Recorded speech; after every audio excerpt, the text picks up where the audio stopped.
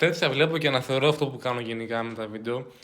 Αλλά ο μόνος λόγος που απαντάω σοβαρά σε αυτά τα σχόλια καμιά φορά σε κάποια βίντεο είναι μόνο και μόνο για να δουν και οι υπόλοιποι θεατές που όντως έχουν κριτική σκέψη και έχουν όντως απορίες να καταλάβουν περί τίνος πρόκειται, γιατί με τέτοια σχόλια παραπληροφορείται όλη την αγορά.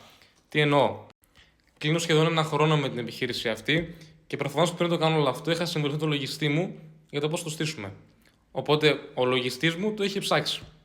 Επίσης, από κάθε πελάτη που είχα και έχω, ο αντίστοιχος λογιστής τους το έχει ψάξει, το έχει εγκρίνει.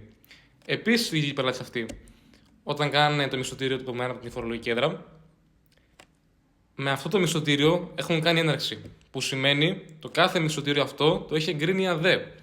Οπότε δεν περιμένω τον κάθε καθηγητή στο TikTok να μου βγάζει στα σχόλια όχι, δεν γίνεται αυτό και όχι, τι θα κάνετε μετά, δεν γίνει αυτό και χαζομάρες. Αν έχεις απορία, απλά ρώτα με σαν άνθρωπος.